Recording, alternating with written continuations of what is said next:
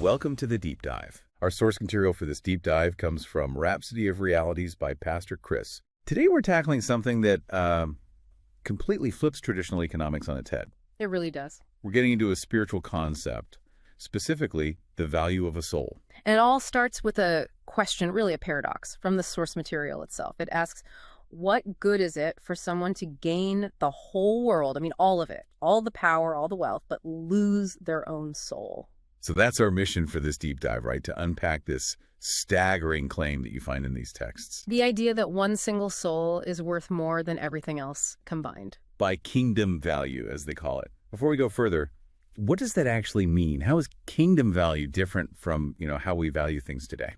Well, that's the absolute core of it. Earthly value is based on scarcity, utility, things that break down and decay. Right.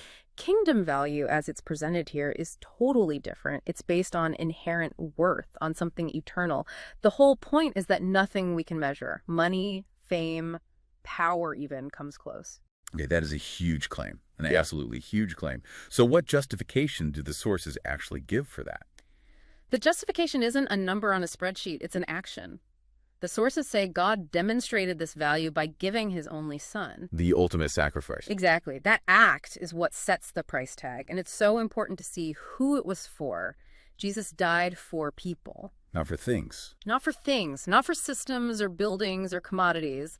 For every single person, regardless of who they are or what they've done. It's universal, but it's also intensely personal. So if the value is that immense, the payment has to be just as unique. The sources say the soul isn't redeemed with corruptible things. Can you break that down for us? Yeah, that's just their way of saying anything that can spoil or rust or lose its value. So not silver or gold. Not silver, not gold, not wealth, none of it. The price, as it's laid out in the sources, is the precious blood of Christ. And because that currency is considered eternal and irreplaceable, the value of what it buys becomes eternal and limitless too. And I guess that's the point where it becomes practical, isn't it? Mm-hmm. If you truly internalize that idea that every single person you meet has this infinite price tag, it has to change how you interact with them. It changes everything. It moves spiritual outreach from being, just some formal obligation or a box to tick. Into a love mission, as the sources put it. Exactly. It changes your whole emotional response. The sources argue that when you grasp this value, you're compelled to pray for people, to weep over their situation. To step out of your comfort zone. You have to. The stakes just feel too high to stay passive. And there's that incredible image from Luke, isn't there? The one about the joy in heaven. Over just one person. Yes. Just one. More joy over one person who repents than over 99 who are already, secure. That says everything about the priorities, doesn't it? It absolutely does. And that's really the final push in the sources. This understanding isn't just an idea to think about. It's meant to become a lifestyle, to make soul winning a habit. This idea of rescuing destinies, as they call it. Okay. Right. Actively helping people move from what the texts call darkness into light. From this perspective, there's just no greater purpose. Okay, so let's boil this down. Two huge takeaways here, it seems.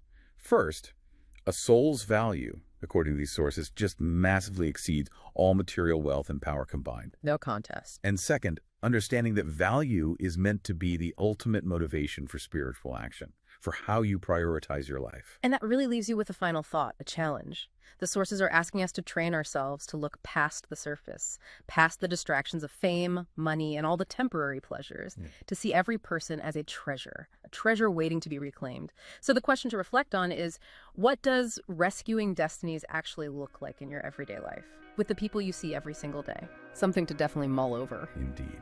Well, if you want to explore the source text itself further, you can find more information at www.rhapsodyrealities.org. Thanks for diving deep with us today. We'll catch you next time. We trust you were blessed by this episode.